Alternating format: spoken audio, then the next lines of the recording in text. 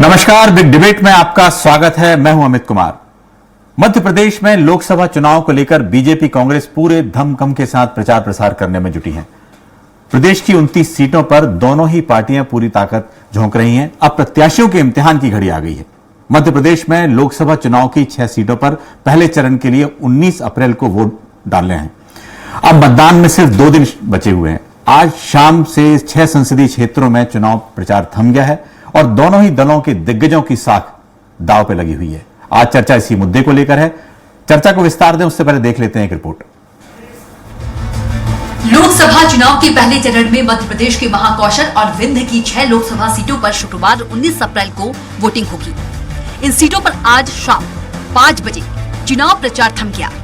प्रथम चरण में मंडला सीट बीजेपी के लिए प्रतिष्ठा का सवाल बन गई है। आदिवासी बाहुल्य मंडला में सीट पर फग्गन सिंह कुलस्ते का मुकाबला कांग्रेस के 4 बार के विधायक ओमकार सिंह मरकाम से है। बालाघाट सीट पर त्रिकोणीय हुआ मुकाबला बीजेपी की भारती पारधी और कांग्रेस के सम्राट सारस्वत के साथ बीएसपी के टिकट पर चुनाव लड़ रहे पूर्व सांसद कंकर मुंजारे ने मुकाबला रोचक बना दिया है। शहडोल सीट पर सांसद हिमाद्री सिंह की विधायक फुंदेलाल सिंह मार्को से सीधी टक्कर है। सीधी लोकसभा सीट पर नीति पाठक की जगह राजेश मिश्रा पर बीजेपी ने दांव खेला है। जबलपुर सीट पर 1996 से बीजेपी का कब्जा है। यहाँ आशीष दुबे का मुकाबला कांग्रेस के दिनेश यादव से है, जिन्हें पार्टी ने ओबीसी कार्ड खेलते हुए मैदान में उतारा है। महाकौशल विंध्य की जबलपुर, मंडला, बालाघाट, छिंदवाड़ा, सीधी और शहडोल सीट पर कुल 1625 उम्मीदवार मैदान में हैं। 134 महिला उम्मीदवार हैं। यहाँ मुख्य मुकाबला बीजेपी और कांग्रेस के बीच है। मध्य प्रदेश के जिन 6 सीटों पर पहले चरण में वोट डाले जाएंगे उनमें छिंदवाड़ा और मंडला में प्रतिष्ठा की लड़ाई है। छिंदवाड़ा में कांग्रेसी दिग्गज कमलनाथ अपना किला बचाने के लिए दिन रात पसीना बहा रहे हैं। यहाँ से उनके बेटे नकुलनाथ दूसरी बार संसद में पहुँचने के लिए अपनी किस्मत आजमा रहे हैं। वहीं बीजेपी ने छिंदवाड़ा सीट पर जबरदस्त चक्रव्यूह तैयार करते हुए कमलनाथ का किला भेदने की भरपूर कोशिश की है।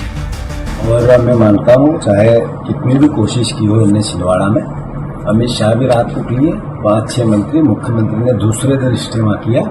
जो पहले चरण की 6 सीटें हैं उसमें से 4 सीटें कांग्रेस पार्टी अच्छे से जीत सकती है। निसंदेह भगवान रूपी जनता भारतीय जनता पार्टी को मध्य प्रदेश में जो प्रथम चरण में 6 सीटों पर आशीर्वाद देने जा रही है, भव्य प्रचंड आशीर्वाद, और देश के अंदर प्रथम चरण की समस्त सीटों पर आशीर्वाद भारतीय जनता पार्टी को मिल रहा है। और निसंदेह इस बार 400 पार होगा। मध्य प्रदेश की 29 लोकसभा सीट पर कमल खिलेगा। कमल रूपी माला को हम प्रधानमंत्री मोदी जी के गले में डालेंगे।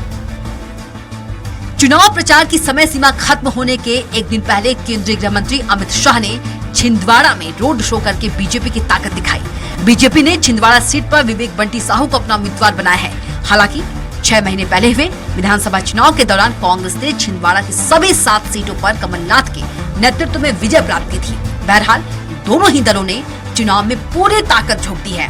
ऐसे में देखने वाली बात यह होगी कि आम जनता किसके हक में वोट डालती है और किसे जीत का सेहरा बनाती है। सलमान खान, स्वराज एक्सप्रेस। इस चर्चा में शामिल होंगे मिलन भार्गव, बीजेपी प्रवक्ता, फिरोज सिद्दीकी, कांग्रेस प्रवक्ता, और वरिष्ठ पत्रकार गौरव चतुर्वेदी। बहुत बहुत स्वागत है आप तीनों का। सबसे पहले रुख करते हैं मिलन भार्गव जी, यदि आपको आवाज आ रही है तो ये बताएं कि लगातार कल रात में केंद्रीय गृह मंत्री अमित शाह का दौरा, उससे पहले भी आ चुके हैं, आज सीएम का दौरा, क्या बिल्कुल छिंदवाड़ा ऐसी नाक की लड़ाई बन गई है कि यदि वो नहीं जीते तो बहुत कुछ बीजेपी खो देगी? देखिए, नाक की लड़ाई का सवाल नहीं है। देखिए, जिस लक्ष्य को लेकर भारतीय जनता पार्टी काम कर रही है और जिस लक्ष्य में हमने पूर्ण बहुमत की सरकार को बनाने का सपना हमारा है, उस सपने में एक एक सीट महत्वपूर्ण है और हर सीट को लेकर हमारी उतनी ही मेहनत है जितनी छिंदवाड़ा में है या बाकी देश में अन्य सीटें। देखिए, छिंदवाड़ा चूंकि कमलनाथ जी पूर्व मुख्यमंत्री रहे, कांग्रेस के कद्दावर नेता हैं, अब जिस प्रकार की स्थितियां परिस्थितियां राजनीतिक रूप से उनके समक्ष खड़ी हो गई हैं, जिसमें वो अपने आप को बहुत अकेला, हताश, निराश समझकर अपने परिवार के साथ अपने पुत्र को जिताने के लिए जिस प्रकार के हथकंडे अपना रहे हैं, उसमें आप देखिए शराब वो बढ़वा रहे हैं, नौ वो बढ़वा रहे हैं, इनसे काम नहीं चला तो अब वो फर्जी वीडियो भी जिस प्रकार से वायरल कर रहे हैं और उसमें उनके राइट हैंड कहे जाने वाले मिगलानी जी का नाम जो सामने आता है, तो ये बताता है कि अपने बेटे को जिताने के लिए कमलनाथ जी पुरजोर ताकत लगा रहे हैं। और वहीं भारतीय जनता पार्टी का हमारा एक सामान्य कार्यकर्ता बंटी साहू जो चुनाव जीतने की दिशा में आगे बढ़ गए हैं, उनसे घबराकर जिस प्रकार की छटपटाहट कमलनाथ जी के साथ देखी जा रही है, तो हमारा तो चुनाव लड़ने का पैटर्न स्पष्ट है।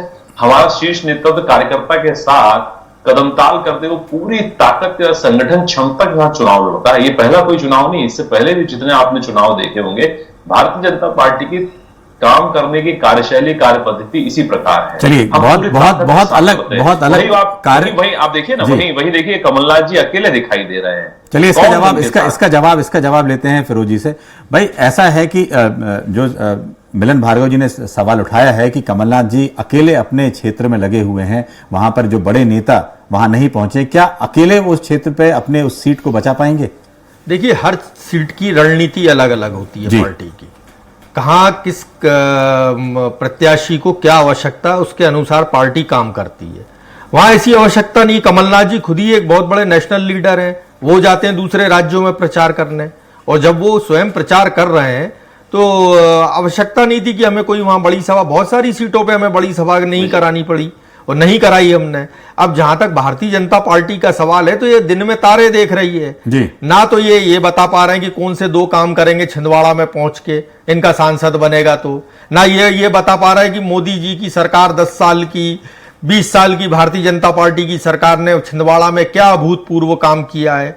चलिए ये बता दें कि शिवराज सिंह जी को ले आए ये विदिशा से, और अपना विदिशा का रेलवे स्टेशन देख लें और छिंदवाड़ा का रेलवे स्टेशन देख लें, अपने आप समझ में आ जाएगा कि क्या स्थिति है। कोविड आया तो आप देखिए, छिंदवाड़ा का एक आदमी बताइए जिसने सोशल मीडिया पे ये डिमांड की है कि मुझे बेड चाहिए, ऑक्सीजन चाहिए, रेमडेसिविर चाहिए। तो ये खूबी होती है किसी नेता की, जिस नेता का सीधा जनता से जुड़ा होता है उसको फर्क नहीं पड़ता, ना उसको आवश्यकता होती है किसी की। लोग कमलनाथ जी को जानते हैं। ऐसे कई वीडियो वायरल हुए जिसमें लोग कह रहे थे कि साहब हम तो आपको वोट देंगे, आपने हमारा ये काम किया था, आपने हमारे लिए ये काम किया था। हर मंजरे टोले में जाके कमलनाथ जी की पहुंच है, तो आवश्यकता ही नहीं है। वहां भारतीय जनता पार्टी सारे धुरंधर अपना चुकी, वहां प्रहलाद पटेल वहां से लड़ चुके, सुंदरलाल पटवा वहां से लड़ चुके, सारे धुरंधर लड़ चुके वहां से, और सब 2-2 लाख से हारे हैं। तो ये वाले भी जो है, चलिए, पुरानी जो सीट थी इसमें करीब 30,000 के आसपास जो जीत हुई थी, लेकिन गौरव चतुर्वेदी जी वरिष्ठ पत्रकार हमारे साथ हैं, बहुत नजर उस पूरे इलाके में रखे हुए हैं। गौरव जी, आप ये बताएं कि क्या इस बार जैसे बात हो रही है कि जो मुद्दे हैं, मुद्दों पे बात ना होकर मोदी फैक्टर पे एक बात हो रही है, मोदी की गारंटी है, मोदी इर्द गिर्द यदि कांग्रेस भी कुछ करती है तो मोदी पे निशाना लगा रही है, स्थानीय जो उम्मीदवार है उनकी तक इतनी बात नहीं हो रही है।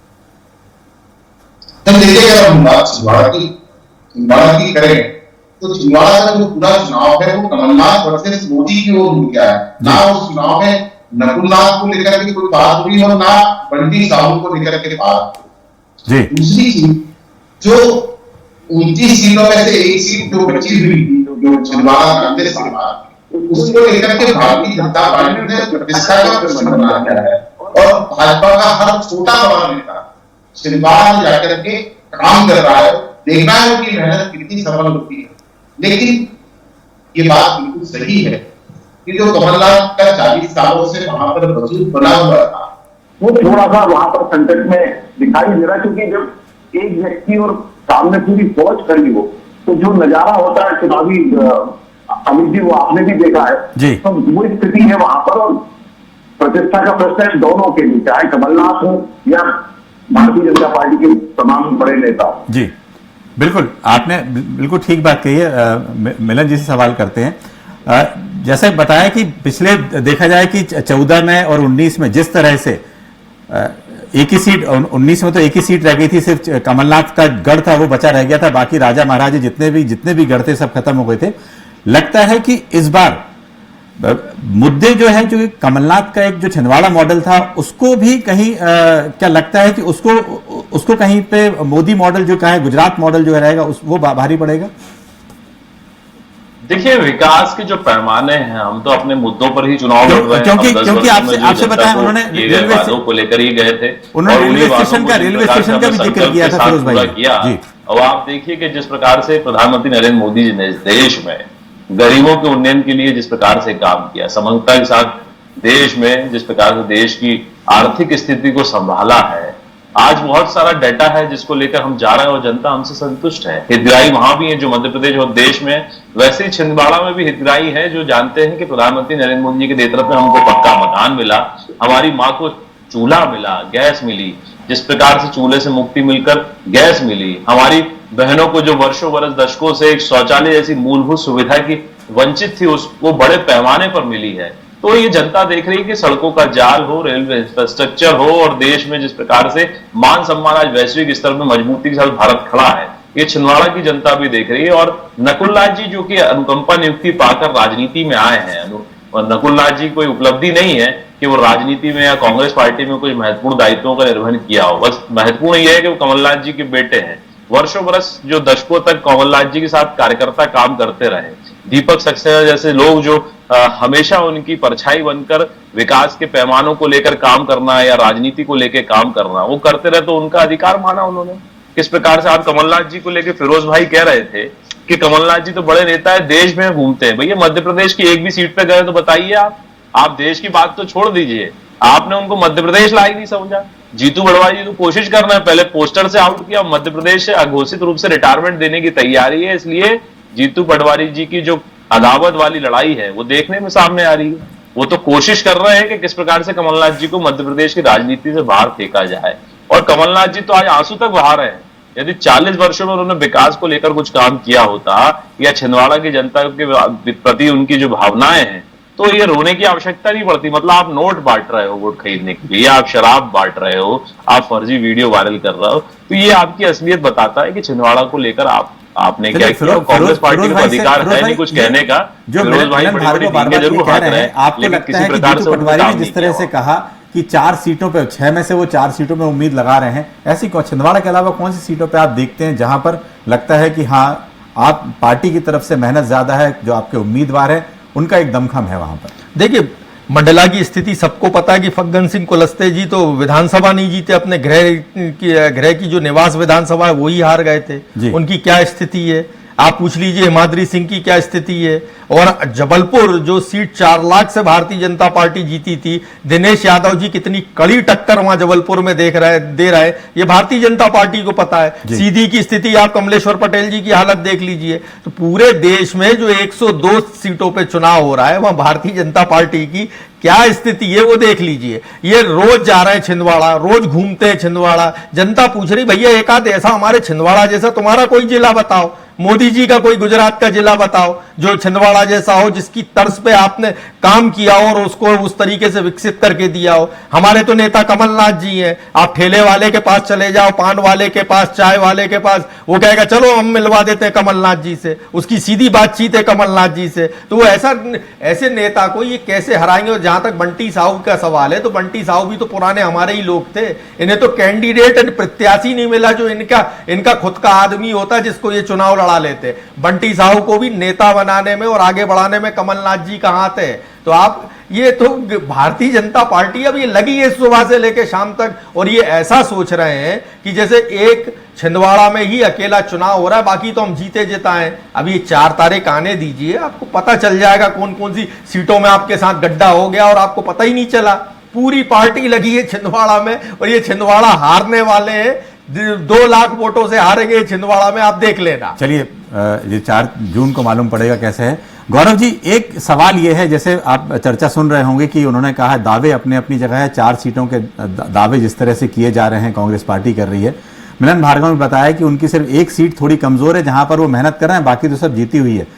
ये देखा जाए कि मध्य प्रदेश में जो जितने बीजेपी के वरिष्ठ नेता हैं उनके लिए 29 में से 29 सीटें जीतना कितना ज्यादा जरूरी है। क्यों? क्योंकि एक ही सीट यहां पर है जिसको उन पूरी की पूरी पार्टी जो है यहां पर दाव लगा रही है। सबसे पहले शिवराज सिंह चौहान नहीं, बल्कि जब मुख्यमंत्री इस बारे में उनको घोषित नहीं भी किया गया था, उनका नाम नहीं भी था, तब सबसे पहले वो छिंदवाड़ा गए थे। तो लगता है कि इस बार की जो लड़ाई है 29 सीटों में एक सीट है, बाकी सीटों को नजर नहीं आ रहा है किसी को। अभी जी अगर देखिए लोकसभा चुनाव 2019 के खत्म होने के बाद जी अमित शाह जी ने स्वयं छिंदवाड़ा को गोद दिया था और स्वतंत्र देव सिंह को वहां का प्रभारी बनाया था। जी विधानसभा चुनाव की परिणाम आने के तत्काल बाद शिवराज सिंह चौहान 29 फूलों की बात कर रहे थे कि हम 29 फूल मोदी जी की जोड़ी में डालेंगे। अब जो परिदृश्य नजर आ रहा है उसमें पूरी की पूरी पार्टी छिंदवाड़ा में डटी हुई नजर आ रही। जो लोकसभा का क्लस्टर बनाया गया है प्रथम चरण के चुनाव को लेकर के, उस पूरे चुनाव में जो भारतीय जनता पार्टी ने छिंदवाड़ा में ताकत अपनी लगाई है, अगर उसके मुकाबले हम बाकी जगह पर देखें तो 20-30% ही ताकत वहां पर वो दे पाए। चुनाव प्रचार हुआ है, बड़े नेता वहां गए हैं, लेकिन जिस रणनीति के साथ छिंदवाड़ा में वो कैंप किए हुए हैं, उससे मुझे ऐसा लगता है कि अगर इस तरीके का प्रचार रहेगा तो जहां आप कोई सीट एक बड़े मार्जिन से जीतने की स्थिति में थे, वहां पर आप कम मार्जिन की स्थिति में आ जाएंगे या वहां पर उस सीट को खो भी सकते। तो ये भारतीय जनता पार्टी के रणनीतिकारों की एक भूल भी हो सकती है और एक अति आत्मविश्वास भी कह सकता हूं उसे, या फिर छिंदवाड़ा अगर वो जिस तरीके से मेहनत कर रहे हैं उसको ला करके भी वो मोदी को प्रसन्न करने का काम कर सकते हैं। जी बिल्कुल। लेकिन मिलन भार्गव जी, एक सवाल ये है कि लगातार हम लोग जो बात कर रहे हैं कि बड़े बड़े नेताओं की चर्चा तो होती है, लेकिन उन आदिवासी इलाकों में किस तरह से वहां पर विकास की बात है या पानी की बात है, शिक्षा की बात है, महाकौशल इलाके में शिक्षा की बात है, उस पर चर्चा क्यों नहीं करते? वो मुद्दों को लेकर बीजेपी, चूंकि 20 साल से बीजेपी यहाँ पे देखा जाए तो लगभग 1.25 साल छोड़ दिया जाए तो बीजेपी की सरकार रही है, तो लगता है कि उन मुद्दों को भी टटोलने की जरूरत है कि नहीं? नहीं, पूरा चुनाव ही मुद्दों पर है साहब। हम तो मुद्दों पर ही चुनाव लड़ रहे हैं। 10 वर्षों में प्रधानमंत्री नरेंद्र मोदी जी के माध्यम से जिस प्रकार से चाहे वो जल नल की योजना हो, घर घर जल पहुंचाने की, सड़कों का नेटवर्क हो, रेल पटरियों का नेटवर्क हो, स्टेशन का नवीनीकरण हो, वो हर काम देश में हुआ है, वहां छिंदवाड़ा में भी हुआ है। और आप देखिए कि किस प्रकार से हम तो मुद्दों पर चुनाव लड़ते हैं। हमारा हर एक नेता, आप देखिए उनके भाषण यदि आप सुनेंगे पूरा, तो उसमें योजनाओं का प्रचार प्रसार भी है और भविष्य का भारत जिस प्रकार से विकसित राष्ट्र बनाने की तरफ 2047 का जो लक्ष्य प्रधानमंत्री नरेंद्र मोदी जी ने लिया है, उस लक्ष्य में आने वाले ये 5 साल भी बहुत महत्वपूर्ण होने वाले हैं। उसमें विजन के साथ हमने अपना संकल्प पत्र दिया, हमने 1 नेशन 1 इलेक्शन की बात की है, हमने 70 वर्ष से ऊपर बुजुर्ग को भी आयुष्मान कार्ड की योजना देने का लाभ देने की बात की है। और जिस प्रकार से आने वाले समय में सड़कों का और रेलवे का और इंफ्रास्ट्रक्चर को लेकर जो भारतीय जनता पार्टी की सरकार, प्रधानमंत्री नरेंद्र मोदी जी का सपना है, उसको लेकर विजन रखा है जनता के समक्ष। और 10 वर्षों में जिस संकल्प के साथ हमने काम किया, हमने धारा 370 भी खत्म की, हमने राम मंदिर भी बनाकर दिखा दिया, हमने जिस प्रकार से नागरिकता संशोधन कानून था उसमें संशोधित करके वर्षों बरस दशकों से जो भारत से संबंध रखने वाली जो प्रबुद्ध जन जो लोग हैं, जो धर्म के आधार पर सताए गए, उनको भी नागरिकता देने की दिशा में काम किया है। एक सवाल का जवाब और कमलनाथ दीजिए जी जो को ये चाहिए। मिलन भार्गव, एक सवाल का जवाब और है कि जिस तरह से अभी जो चर्चा बात आई कि मंडला से फग्गन सिंह कुलस्ते को फिर से टिकट दिया गया, चूंकि विधानसभा में वो हार गए थे, उन्होंने मुद्दा भी उठाया, क्या ऐसा लगता है कि उनके अलावा कोई दूसरा उम्मीदवार बीजेपी के पास नहीं था बेहतर? देखिए, राजनीतिक दल कोई भी चुनाव प्रत्याशी खड़ा करते हैं चुनाव जीतने के लिए, और उसमें कौन बेहतर हो सकता है, कई सारे मापदंड है। हमारा शीर्ष नेतृत्व और पार्लियामेंट्री बोर्ड जिस प्रकार से बैठकर चर्चा करता है, उसमें चर्चा के बाद गंभीरता के साथ जो प्रत्याशी चयन होता है बहुत ही परख कर होता है। तो फग्गन सिंह कुलस्ते जी हमारे वरिष्ठ नेता है, एक लंबा अरसा, दशकों का कालखंड है जिसमें उन्होंने जिस प्रकार से राजनीति में आदिवासी वर्गों के लिए काम किया है, वो निश्चित उसमें अतुलनीय है, अनुकरणीय है। यदि कांग्रेस पार्टी इतनी आश्वस्त है तो लड़कर दिखाए चुनाव। रही बात, देखिए जिस प्रकार के सपने बुनाने का काम कांग्रेस पार्टी कर रही है, ये टेलीविजन पे जरूर बात कर, लेकिन विजन विहीन हो चुकी है कांग्रेस पार्टी। क्या विजन है, आज इनसे बात कर लिए। दशकों तक आप सरकारों में रहे, आप क्यों सकारात्मक राजनीति करके मुद्दे नहीं गिना पा रहे? आप सनातन को एड्स कह देते हैं, कभी हिंदू को गाली दे देते हैं, कभी राम मंदिर का विरोध कर देते हैं, कभी प्रधानमंत्री नरेंद्र मोदी जी के लिए अभद्र टिप्पणी करते हैं। आप जिस प्रकार से षड्यंत्र प्रपंच रच के कभी फर्जी वीडियो लाएंगे, मुद्दे पूछते हैं करिए ना जी। किन मुद्दों पर आज इस बार चुनाव, जो आप बताइए, कम से 4 मुद्दे ऐसे बताइए जिसपे आपको लगता है कि कांग्रेस पार्टी के पास ये 4 ऐसे मुद्दे हैं जिसपे बिल्कुल चर्चा नहीं हो रही है। मुद्दे आप जो उन्होंने कहा कि आप शीर्ष नेताओं पर टीका टिप्पणी के अलावा कौन से ऐसे मुद्दे हैं? 4 जनता कांग्रेस का तो न्याय गारंटी कार्ड घर घर जा रहा है जी। महिलाओं को स्वावलंबी बनाने के लिए 8,500 रुपए महीना केंद्र सरकार जो है दिल्ली से महिलाओं के खाते में डालेगी। ये तो सबसे बड़ा न्याय कि हम महिलाओं को जो है नौकरी में आरक्षण देंगे, हम महिलाओं को संसद में और विधानसभा में आरक्षण देंगे, ठीक है, किसानों को जो है गारंटी दे रहे हैं एमएसपी की, स्वामीनाथन आयोग के हिसाब से गारंटी देंगे, मनरेगा मजदूरों को 400 रुपए देंगे, युवाओं को जो है हम रोजगार देंगे, अग्निवीर को बंद कर देंगे। तो कांग्रेस पार्टी 30 लाख जो केंद्र सरकार में नौकरियां हैं जिसको भरना चाहिए था वो नहीं भरी। अब भारतीय जनता पार्टी के पास इलेक्टोरल बॉन्ड का पैसा है, हजारों करोड़ों रुपया इन्होंने पैसा लिया है, यानी जो बूचड़ खाने वाली कंपनियां थी जो गोहत्या करती थी उन कंपनियों से तक से ले लिया, सटोरियों से पैसा ले लिया इन्होंने। तो भारतीय जनता पार्टी के पास पैसा है इसलिए इनकी आवाज ज्यादा हो रही है, और कांग्रेस का घोषणा पत्र जो है वो जमीन पर चल रहा है। जनता भी नब्ज को समझ रही है कि भारत के संविधान को बचाने के लिए आज जो है भारतीय जनता पार्टी को हटाना जरूरी है, बाबा साहब अंबेडकर का संविधान कायम रहना चाहिए। चलिए, इसलिए जो है वो सामने दिख रहा है। मैं गौरव जी से ये बात पूछना चाहता हूं कि ये बताएं कि लगातार हम छिंदवाड़ा की लगातार चर्चा हो रही है, लेकिन बाकी सीट भी ऐसी हैं। क्या ऐसा लगता है आपको कि उन इलाकों में प्रत्याशी चयन के अलावा लगता है कि कहीं ऐसे कांटे की टक्कर, या आपको ऐसा लगता है कि वहां पर बीजेपी कहीं उस आकलन करने में कहीं कमजोर हो रही है, जिस तरह से अभी चर्चा में आपने समझा? अमित जी, बीजेपी के जो रणनीतिकार है वो जिस तरीके से सिर्फ एक सीट पर कंसंट्रेट किए हुए हैं। चुनाव हमेशा हर सीट पर कांटे का ही होता है, आप इसे एक तरफा नहीं ले सकते। लेकिन जिस तरीके से वहां एक सीट को लेकर के उन्होंने प्रतिष्ठा का प्रश्न बना लिया और पूरी अपनी ताकत झोंक दी है जिस तरीके से, उसको लेकर के मैं ये कह रहा हूं कि जो बाकी अन्य सीटें हैं जहां पर आप पहले जीते हुए हैं, अगर वहां उस मार्जिन को आप ऊपर ले जाते हैं तो भी आपकी उपलब्धि है। लेकिन अगर आप वहां के मार्जिन को उस पर ध्यान न देने के कारण मार्जिन कम कर गए, या हो सकता है कि उस मार्जिन में कहीं वो जीत कांग्रेस की गोली में चली गई, तो इसे एक रणनीतिक भूल के तहत मानता हूं। परिणाम क्या होंगे ये ना आप जानते हैं ना मैं जानता हूं, लेकिन हम चूंकि आकलन कर रहे हैं और उस आकलन में ये नजरिया मेरा है कि सारी सीटों पर एक जैसी आपको ताकत जहां लगाना चाहिए थी, उसकी बजाय आपने एक सीट पर लगाकर बाकी 5 सीटों को ऐसा खुला मैदान दे दिया कि विरोधी वहां पर बहुत आसानी से या तो मार्जिन को कम कर सकता है या फिर वहां उस सीट को निकाल भी सकता है। बिल्कुल बिल्कुल, आपने अपनी बात रखी है इस पे, लेकिन मिलन भार्गव जी, आपने भी इस बात को समझा कि आखिर एक सीट के अलावा लगता है कि ठीक है, आपने जो बताया कि जिस तरह शीर्ष नेतृत्व ने जो प्रत्याशी चयन की प्रक्रिया पूरी उस तरह से पूरी टिकट दी हुई है, लेकिन उसके अलावा भी आदिवासी इलाकों पे, चूंकि वहां पर प्रधानमंत्री जी भी वहां गए थे और बाकी बड़े नेताओं का भी वहां फोकस रहा, तो क्या वहां पर ऐसा लगता है कि अभी इन 6 जहां पर पहले फेज में होना है, तो आपको ऐसा लगता है कि वहां पर कुछ अभी कमी रह गई है क्या चुनाव प्रचार में, या वैसे तो जो मतदान मालूम पड़ेगा? मुझे ऐसा लगता है कभी भी शीर्ष नेतृत्व जहां मूवमेंट करते हैं, जैसे माननीय नरेंद्र मोदी जी हैं, प्रधानमंत्री जी, माननीय अमित शाह जी हैं, जब भी किसी एक क्षेत्र पे जाते हैं तो उस क्षेत्र के अलावा जो पूरा संभाग है, प्रदेश और देश को लेकर बात होती है, तो प्रभाव तो सभी जगह पड़ता है।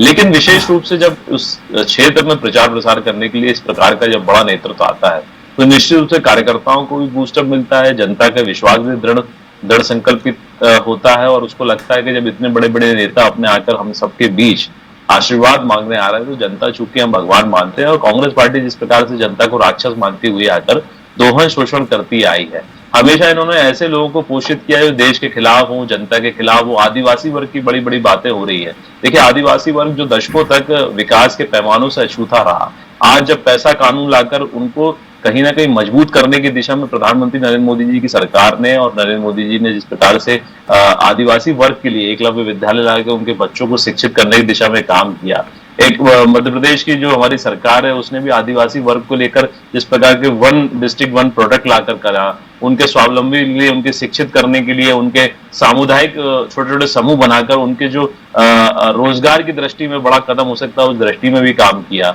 बहुत सारे ऐसे पैमाने हैं जिसको लेकर आदिवासी वर्ग जान रहा है कि यदि हमको विकास की धारा से समग्रता के साथ समानांतर विकास में जोड़ा है तो वो भारतीय जनता पार्टी की सरकार है। और वहीं कांग्रेस पार्टी जिसने हमेशा इनकी जमीन को भी छीना, इनके जंगल को भी छीना, इनके संस्कृति को हमेशा पीछा दिखाया। वही संस्कृति को लेकर भारतीय जनता पार्टी सरकार ने इनके महापुरुष जो तंटिया मामा है उनके गौरव को गाथा लिखी, रानी कमलापति हैं, रानी दुर्गावती। मैंने आपकी बात को समझा है। मिलन, एक मिनट, इस बार क्या है कि सबसे बड़ी चुनौती जो पार्टियों के सामने है, मैं गौरव जी से भी लूंगा पर आप लोगों से भी, कि वोटिंग परसेंटेज यदि बढ़ता है, सबसे बड़ी चुनौती वो है, क्योंकि जब बहुत ज्यादा फाइट नहीं होती तो वोटिंग परसेंटेज यदि बढ़ाने की जो बीजेपी भी कोशिश कर रही है, कांग्रेस भी लगी हुई है और चुनाव मतलब हर तरीके से जो लग रहा है कि वोटिंग परसेंटेज बढ़ना चाहिए, तो आपको लगता है कि ये पहला चरण में स्थिति काफी कुछ हद तक क्लियर होगी, वोटिंग परसेंटेज बढ़ता है? इस वोटिंग प्रतिशत के लिए तो हम लोग 6 महीने से लगातार प्रयास करते हैं। देखिए, हमने बूथ मैनेजमेंट, हमारा प्रबंधन जो है पेज प्रभारियों से लेकर हमारे एक यूनिट नीचे माइक्रो मैनेजमेंट बना हुआ है। हमारे जो प्रदेश के अध्यक्ष हैं विष्णुदत्त शर्मा जी, उन्होंने किस प्रकार से, आपने देखा कि जिन बूथों पर हम जितने उन्होंने हमें लक्ष्य दिया कि 10% वहां वोट प्रतिशत बढ़ाना है और जिन बूथों पर आ रहा है उसको जीतना है, इस लक्ष्य के लिए हमारा एक संगठन सिस्टम पूरे तरीके से सक्रिय रूप से लगा, महीनों से मेहनत कर रहा है कार्यकर्ता के दम पे। और वहीं आप देखिए, कमजोर और हारे हुए, निराश कांग्रेस का छिन्न भिन्न संगठन जहां कहीं है नहीं, 4 लाख से ऊपर कांग्रेस के कार्यकर्ता आज पार्टी छोड़ चुके हैं।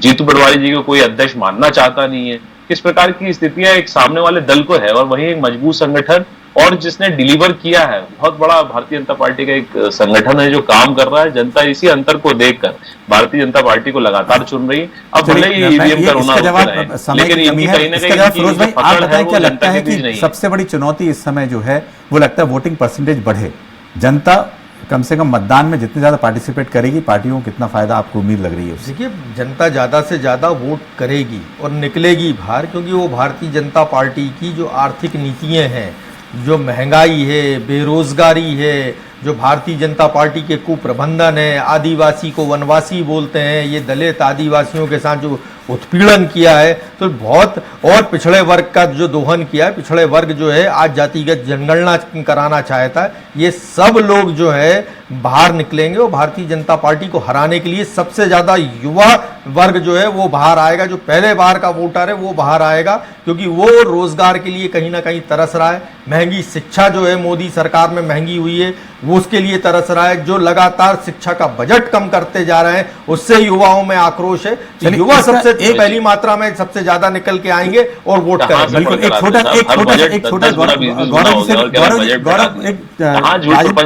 राजनीतिक विश्लेषक के तौर पे बताएं, यदि वोटिंग परसेंटेज बढ़ता है तो क्या लगता है आपको, या बढ़ेगा या घटेगा, कुछ आपको लगता है? क्योंकि इस बार जो है पहले फेज में समझ में आएगा कि आखिर स्थिति क्या होने वाली है 102 सीटों पे। देखिए, मौसम जिस तरीके से करवट ले रहा है उस हिसाब से ये संभावना व्यक्त की जा रही है कि वोटिंग परसेंटेज कम कर सकता है।